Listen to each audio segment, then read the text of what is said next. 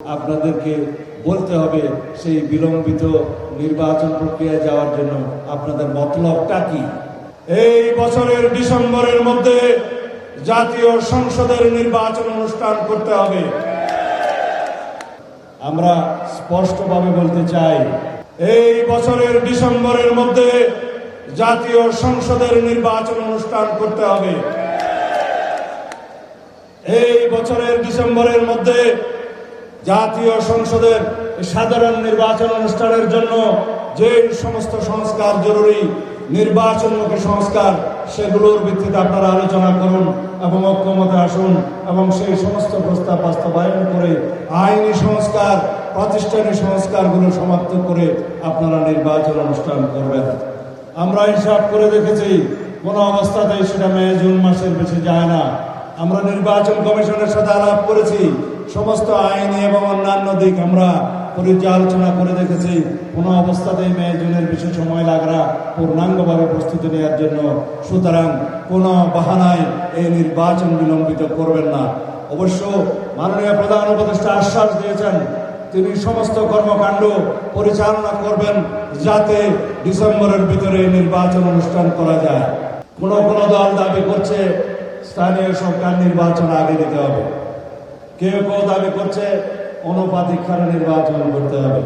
তাদের উদ্দেশ্য ভালো কি মন্দ আমি বলতে চাই না, কিন্তু এইটুকু বলবো, যারা অনুপাত ভিত্তিক নির্বাচন চায়, বাংলাদেশের রাজনীতিতে তাদের অনুপাত জ্ঞান নাই। যারা স্থানীয় সরকার নির্বাচন আগে চায়, তাদের উদ্দেশ্যে বলবো, ইউনিয়ন পরিষদের নির্বাচন করতে অভিজ্ঞতা হচ্ছে 3 থেকে 4 মাস সময় লাগে।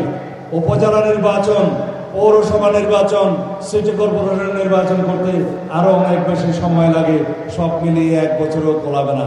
আপনারা যদি চান সেই 1 বছর বেশি সময় নিয়ে জাতীয় সংসদের নির্বাচন তারও বেশি পরে দিয়ে করবেন, তাহলে আমি বলবো আপনাদেরকে বলতে হবে সেই বিলম্বিত নির্বাচন প্রক্রিয়ায় যাওয়ার জন্য আপনাদের মতলবটা কি।